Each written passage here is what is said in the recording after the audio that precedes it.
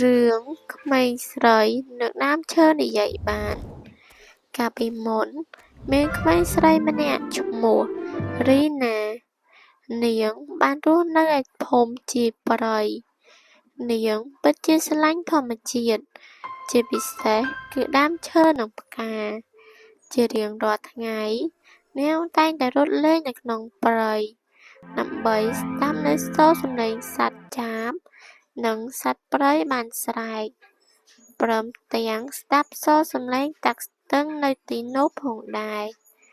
នៅថ្ងៃមួយ រីណាបានឮសូរសំឡេង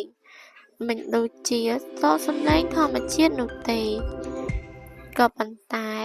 វាគឺជាសូរសំឡេងរបស់ដើមឈើធំមួយ បាននិយាយទៅកាន់នាងថា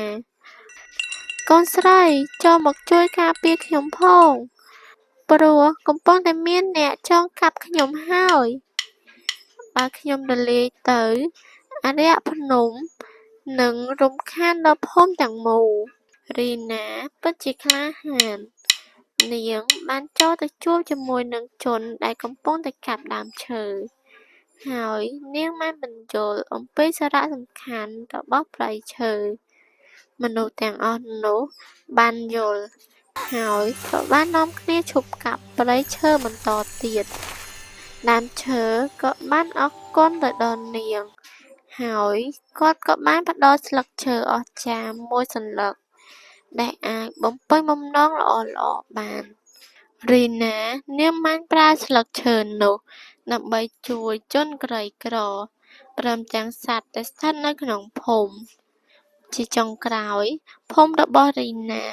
បានក្លាយទៅជាកន្លែងដ៏ស្រស់ស្អាតមួយ និងមានភាពសុខសាន្ត ព្រោះតែក្មេងស្រីតូចម្នាក់ដែលមានចិត្តសប្បុរសធម៌ នៅក្នុងអត្ថន័យនៃរឿងនេះដែរបានបង្រៀនឲ្យយើងដឹងថា ភាពមានចិត្តសប្បុរសនឹងនាំមកនូវផលល្អ